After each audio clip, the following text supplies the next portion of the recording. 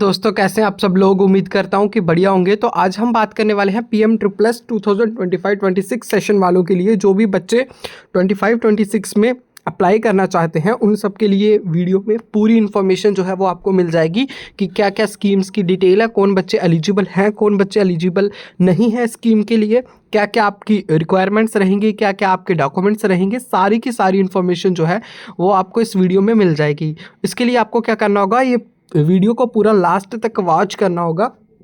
और इसके अलावा हम पीएम ट्रिपल 2025 सेशन पर जो है वो सारी की सारी वीडियोस धीरे धीरे लाते जाएंगे। डिटेल वीडियो में आपको डिटेल डॉक्यूमेंट सब चीज़ें बताएंगे। उसके लिए आपको इस चैनल को सब्सक्राइब करके रख लेना है, ठीक है। तो सबसे पहले हम बात करते हैं स्कीम डिटेल की। स्कीम के बारे हम अगर बात करें तो इसका नाम जो है वो है PM triple prime minister special scholarship scheme, जिसका नाम अब PMUSPY भी हो गया है। तो आपको कंफ्यूज नहीं होना है, दोनों एक ही स्कीम है और इसको प्रोवाइड करता है हमारा AICT, ठीक है। ये किन बच्चों के लिए होती है? UG स्टूडेंट्स के लिए होती है और लेटरल एंट्री डिप्लोमा स्टूडेंट्स के लिए होती है, ठीक है। इसके अलावा PG स्टूडेंट्स के लिए ये बिल्कुल भी नहीं होती है, ठीक है, जिसमें आपको जनरल डिग्री कोर्सेस आते हैं, प्रोफेशनल कोर्सेस आते हैं, मेडिकल कोर्सेस आते हैं। जनरल डिग्री के लिए आपको 30,000 फीस मिलती है पर ईयर, जो कि आपके कॉलेज के अकाउंट में सीधी क्रेडिट होती है। प्रोफेशनल डिग्री के लिए आपको 1.25 लाख पर ईयर जो है वो आपको कॉलेज के स्टूडेंट्स को मिलती है, वो सीधे कॉलेज के अकाउंट में क्रेडिट होगी। और मेडिकल के लिए आपको 3 लाख मिलती है पर ईयर। ये सिर्फ फीस की बात कर रहे हैं हम, स्कॉलरशिप की बात हम जो है वो आगे करेंगे। इसकी जो ऑफिशियल वेबसाइट है वो आपको AICT/india.org पर मिल जाएगी। स्टेट कौन से स्टेट के लिए ये होती है? ये सिर्फ और सिर्फ जम्मू एंड कश्मीर और लद्दाख UT के बच्चे ही इसको अप्लाई कर सकते हैं। ये सिर्फ और सिर्फ जम्मू कश्मीर और लद्दाख के बच्चों के लिए ही ये स्कॉलरशिप जो है, ठीक है। इसके अलावा और कोई भी स्टेट वाले इसको अप्लाई नहीं कर सकते हैं।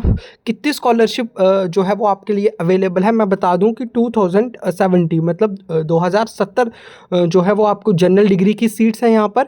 2830 जो सीट्स हैं वो आपके प्रोफेशनल और इंजीनियरिंग। प्रोफेशनल में आपका BSc नर्सिंग, फार्मेसी, इंजीनियरिंग और भी जो भी प्रोफेशनल कोर्सेस आते हैं, एग्रीकल्चर, BVSC, ये सबको मिलाकर आपके पास 2830 सीट्स होती हैं। और अगर मैं बात करूं मेडिकल में सिर्फ और सिर्फ BDS और MBBS आता है, जिसमें आपके लिए 100 सीट्स होती हैं। सेम चीज़ आपको फिर से बताई गई है कि कितनी सीट्स जो है वो आपको होती हैं। टोटल 5000 सीट्स हैं, जिनमें जो है वो जनरल डिग्री की 2070 होती हैं और जो अपनी प्रोफेशनल्स होते हैं उनके अंदर 2830 होती हैं और 100 जो है वो मेडिकल और BDS के लिए होती है। अब हम बात करेंगे टेंटेटिव डेट्स की। क्या डेट्स जो है वो आपके लिए रहेंगी इस साल, ठीक है। जैसे कि आपको पता है 12th के एग्ज़ाम्स जो हैं उसके बाद ही ये फॉर्म जो है वो लगना स्टार्ट होंगे, क्योंकि इसमें आपको 12th के मार्क्स प्लस कुछ कोर्सेज़ के लिए जो है वो आपको एंट्रेंस भी कंपलसरी हो गया है। जैसे नर्सिंग के लिए JK BOP या फिर नीट आपने जो है वो दिया होना चाहिए। तो उसके अलावा जो है वो 12th के मार्क्स पर ही ज़्यादातर सिलेक्शन हो जाता है, जिसके लिए मैं आपको बता दूं कि आपका 12th के रिज़ल्ट आने तक के मतलब 12th के एग्ज़ाम होने के बाद ही ये शुरू होगा। तो 12th के एग्ज़ाम जो है वो आपके में भी JK बोस के जो है वो ऑर्गेनाइज हो जाएंगे, मार्च तक आपका ख़त्म हो जाएगा। तो अप्रैल में जो है इसके चांसेस हैं कि ये फॉर्म खुलेंगे। बट टेंटेटिव ये जो डेट्स हैं, ये टेंटेटिव्स हैं, इनका भी पूरा क्लियर नहीं है। जब क्लियर आएंगे तो हम आपको एक वीडियो बनाकर पूरा बता देंगे, ठीक है। ये अभी टेंटेटिव है, इसमें आपको आप मानकर चलिए कि अप्रैल में जो है वो आपके फॉर्म लगना स्टार्ट हो सकते हैं। मे बी हो सकता है मई तक एक्सटेंड हो जाए, क्योंकि एक्सटेंड जो है इनका प्रोसेस थोड़ा होता है, ठीक है। उसके बाद डॉक्यूमेंट वेरिफिकेशन मई तक चलेगा। उसके बाद लास्ट रजिस्ट्रेशन जो है वो आपका जून तक चलेगा। उसके बाद चॉइस फिलिंग जो है वो आपकी जून तक चलेगी। उसके बाद काउंसलिंग और सीट अलॉटमेंट जुलाई और अगस्त, हमेशा अगस्त तक तो आपको कॉलेज मिल ही जाता है, ठीक है। कितना भी डिले करें अगस्त तक तो आपको मिलेगा ही मिलेगा।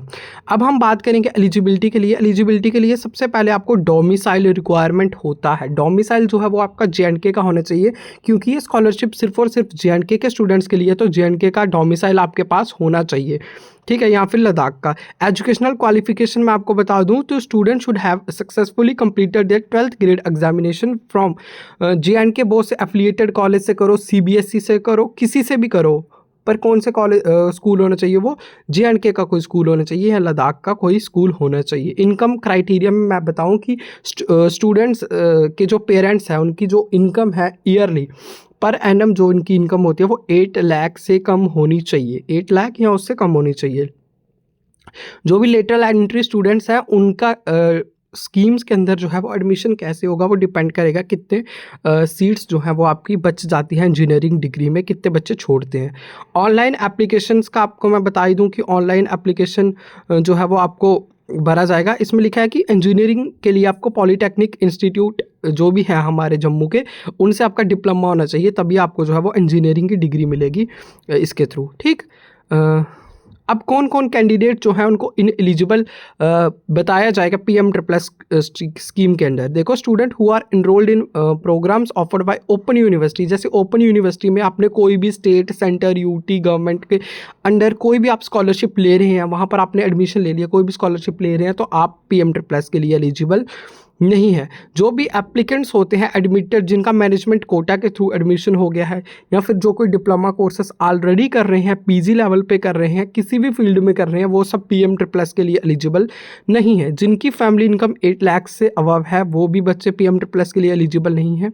जिन्होंने ऑनलाइन रजिस्ट्रेशन प्रोसेस नहीं किया होगा एआईसीटी के पोर्टल पर, वो बच्चे भी एलिजिबल नहीं है। Student enrolling in colleges that are not listed on the AICTE portal as prescribed institutions, जो भी एआईसीटी के अप्रूव्ड कॉलेजेस होते हैं वो एआईसीटी अपने लिस्ट उनकी जो है वो आपको प्रोवाइड कर दी जाएगी, हम बाद में आपको बता देंगे। उन्हीं के अंदर अगर आपका एडमिशन होगा तो, क्योंकि जो आपको पीएम ट्रिपल के थ्रू कॉलेज मिलेंगे वो ऑलरेडी एआईसीटी अप्रूव्ड होते हैं। इसके अलावा अगर कोई एआईसीटी अप्रूव्ड कॉलेज नहीं है तो आपको स्कॉलरशिप उसमें जो है वो नहीं मिलेगी।